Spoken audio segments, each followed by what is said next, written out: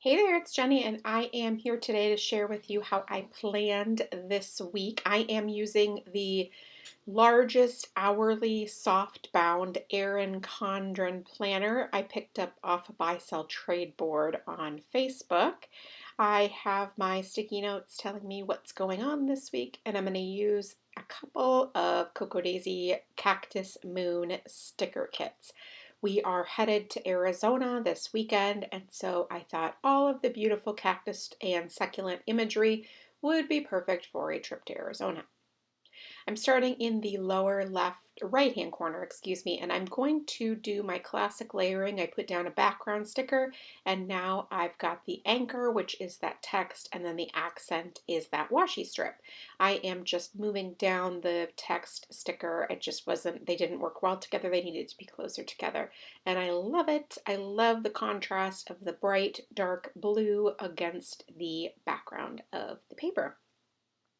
Now I'm going to do my second anchor point at the top, which is this divided box, and then I'm going to add that little succulent sticker as my anchor, and then this is the accent sticker on top that's got some words on it as well. I don't usually love using a ton of words, but I think those little stickers, they're kind of different to me somehow. I don't really know.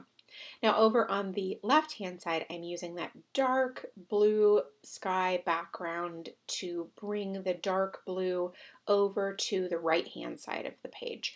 I'm leaving that as it is just for right now because I'm going to layer with it. You can see right here this checkboard clipboard for to-dos, and then a little succulent sticker that's a little bit wider because I don't need any more width or height. I'm sorry, I do need more width to pull that all together. So now I'm going to start adding stickers for function, if you will. So I put down at the bottom of Thursday that cute little guy that's going to be notating that we are going on our trip. Then I've got the two clipboards and then this other little cutie on Tuesday. It's just really fun. Now I have this light green Aloha Star highlighter. I just wanted to check and make sure that it matched. I couldn't remember exactly what it looked like because I'm not entirely sure I've actually used it. I'm sure I swatched it somewhere. So I'm going to draw boxes throughout the week using this green highlighter. It's something that I did in my memory planner a few days ago, and I just really decided that I haven't done this much in the past, and I do really love the versatility of this, and I decided I'm going to give it another go in this planner too. I love a bound planner. That comes from my Hobonichi. I absolutely love it. I wanted to try a bigger weekly bound planner to see if I could get everything on one planner layout as opposed to having a week at a glance and a daily. And so far so good. This size seems to be working well. I can't really get absolutely everything in a classic size planner like a 7x9. That just doesn't really work. There's a little bit more stuff that I want to include with also having a decorated layout. So this big one is great. Now I'm just filling in those boxes that I drew with my son's work schedule and then also my other son's practice schedule.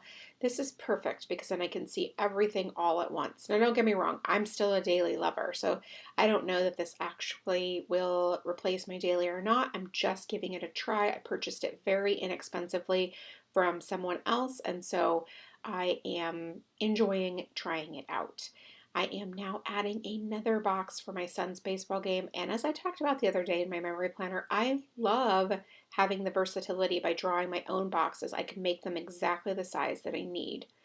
Now I'm going to use these alphabet stickers from I believe these are from the Daisy add-on sticker. I'm just not exactly sure, but I'm going to link everything up below so you'll be able to find them if you're interested. I absolutely love this writing out Arizona with the stickers. I like to work backwards when I know where I want it to end. So I knew that I wanted the A to be right there. Now I'm going to do a little bit of stamping. This is an Everyday Explorer stamp set, which I absolutely love. And if it's still available in the shop, I'll link it up for you below. I'm just going through my swatched stamp pad, like of all my colored stamp pads, to see which colors I wanted to use for this particular layout and would work the best. So I'm going to use a couple of different images from this stamp set, starting with this road trip one and the ink pad. It's so cute. I absolutely love it.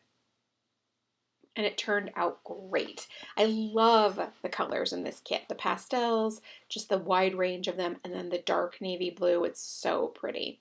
Now we're going to clean this off simply by stamping or spraying the stamp cleaner on the stamp and then wiping it on the microfiber towel.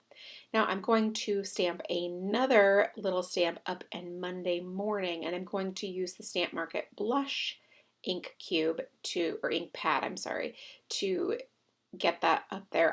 The blush is probably honestly my most used color. I use it in my Hobonichi all the time because it doesn't bleed through or shadow very heavily. Now I'm going to also do this long stamp right above the Arizona. I sort of tying this entire cluster in, and originally I'm flipping through and I think that I want to use this rusty color. It's just kind of pretty and it kind of pulls in that earthy tone. But in the end, I decided to go with the navy because I wanted a little bit more contrast on this right-hand side. On the left, it's very heavy with that rectangle. So I figured bringing in a little bit more on the right sort of balances all of that out. But don't you fear, I'm going to use rusty for my meal planning, using this very old, or not very old, but older Feed Your Craft stamp set. That is it for me this week. Thanks so much for stopping by and watching. I really do appreciate it. If you have any questions, please leave them in the comments below, and I will do my best to get back to you. Thanks so much, and make it a great day.